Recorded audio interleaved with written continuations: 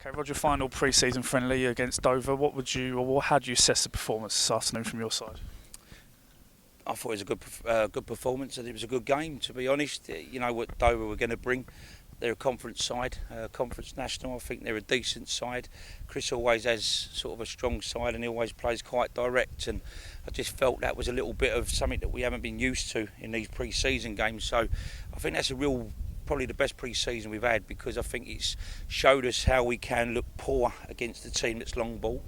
But when we got in at half time and we got a lot more confidence in them to get on the ball and pass it better, I thought it showed how we can open teams up that do that. So to me, that was probably the best exercise out of all the pre-season games, because we had to know how to change our game, and we've done that quite well in the second half. I thought we looked really in control. As you mentioned, it was a pretty even first half. They nicked the goal just before half time. In the second half, you created a lot of chances and arguably should have won the game as well. Yeah, definitely. I mean, as I've said all the way through pre-season, we're not about results. It's not about results. If we can take that commitment and that type of second half performance down to Truro, then we're talking about results. Pre-season's about getting fit and trying to bed down. And I think when you see the boys there today, I think we look fit. I think we've bedded down quite well. There's a good feel in the change room, which is the most important thing. But just look at our second half performance. I thought it was outstanding. Absolutely outstanding. They never had an answer for us, and that's against a good side. I don't know what he's played here today, but I recognise most of the players on that pitch, so I know that's a strong Dover side. All I can say is, when I said to the boys at half time, as much as they thought they were playing bad, it wasn't that we was playing bad, it was that we weren't able to handle the situation that they was playing. They played the three at the back, they're very direct, they get the ball in the area, a bit like Sutton last year. They play low-risk football. So to us, we needed to be really confident, and that meant that the centre-halves had to get on the ball.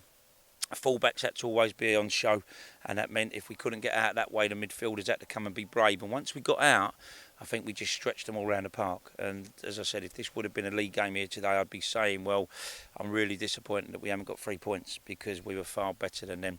Disappointed with the goal we conceded. We had a chance, our goalkeeper had stuck it up there and really got a flick on. We got nothing out of that, which isn't our game.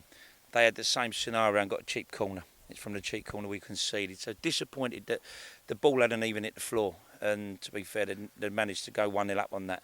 So as I said to the boys, we need to learn from that. If we don't give away them silly corners, and obviously we don't allow teams to sort of go long on us, I think we give ourselves every chance. And I think second half, what was pleasing was all the players took it on board, what me and Nick had said, come out second half, and to be fair, it's probably one of Chelmsford's best performances in pre-season. Mark Kane's got your equaliser. He was guilty of missing two very good opportunities against Southend on Wednesday night, but he was in the right place at the right time this afternoon.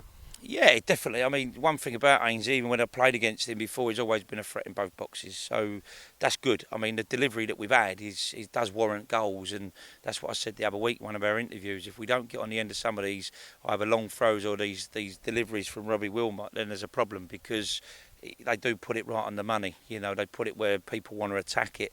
So yeah, it's pleasing to see that one go in, but as I say, it's more pleasing to see the way that we changed our desire to get on the ball second half, and really, you know, Dover's got to go away from here and think, well, you know, to be fair, Chelmsford have got a decent side and they've got plenty of penetration, you know, especially in the last third. It's your last of 7 pre-season matches. How would you sum up pre-season as a whole? That's why the interview's taken so long, because I've had a good chat with the boys in there and just said, look, this is where we are, we're all out tonight, which the club has obviously backed that as well, so that's great. I just said to the boys, it's been a pleasure, absolute pleasure. You know, we've not had people missing sessions, everybody's been on it. I think everybody can see what we're trying to build here. We're trying to build a good club and a good football team. It's not going to happen overnight, but going back to what I've said to the players in there, that they've been a pleasure to work with. I think the club's done everything they can to put us in a good mindset. They've looked after us, they've kitted us out, they've given us food after training sessions, they've done everything they can. It's now for us, now we've got to match their desire, and we've got to try and bring some results back to this place and get us as high as we can as soon as we can. And with that lot of lads in there, I'm more than confident. I can't wait for next Saturday. You know, I've not got a crystal ball. I don't know what's going to happen next Saturday, but all I know is that we'll be going down there and our mindset will be right, and we'll be looking to do everything to win that game, and then come back here on the Monday and do the same.